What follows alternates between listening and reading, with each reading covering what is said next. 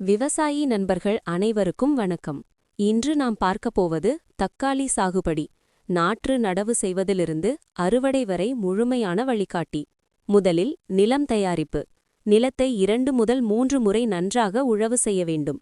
அதற்கு பிறகு ரொட்டவேட்டர் மூலம் 2 முறை உழவு செய்யுங்கள்.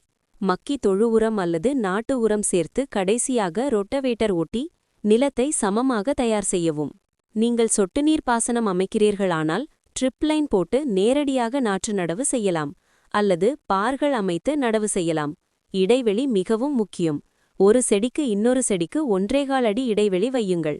ஒரு வரிசைக்கும் இன்னொரு வரிசைக்கும் குறைந்தது 3 முதல் 4 அடி இடைவெளி இருக்க வேண்டும். இது செடிகள் வளர்ந்த பின் காய்களை எளிதாக பறிக்க உதவும். நீர்ப்பாசனம். நேரடி நீர்ப்பாசனம் என்றால் வாரத்திற்கு 2 முறை தண்ணீர் போதுமானது. சொட்டு நீர்ப்பாசனம் என்றால் ஒரு நாள் விட்டு ஒரு நாள் நீர் விடலாம். நடவு செய்த 8 முதல் 10 நாட்களில் களைகள் வரும். அவற்றை உடனே அகற்ற வேண்டும். 20 நாட்களுக்கு பிறகு மண்ணணைப்பு செய்ய வேண்டும். அதாவது செடியின் அடிப்பகுதியில் மண் ஏற்றி அணைக்க வேண்டும். மண் அணைக்கும் போது வேப்பம் முன்னாக்கு DAP 20-20-20 உரம் அல்லது தக்காளிக்கு தேவையான நுண்ணூட்டச்சத்து கலவையை சேர்த்து போடலாம். தக்காளி செடியில் தண்டு பகுதியிலிருந்து கூட வேர்கள் வரும். அதனால் மண் அணைப்பு நல்ல வளர்ச்சிக்கு உதவும்.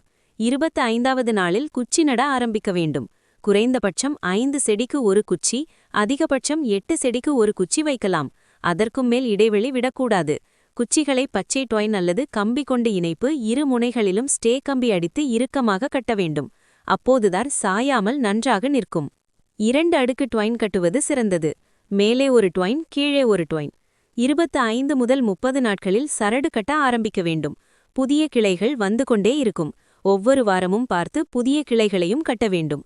ஒரு செடிக்கு 5 முதல் 10 சரடு வரை கட்ட வேண்டி வரும். 45 முதல் 50 நாட்களில் பூ பிஞ்சு அதிகமாக இருக்கும்.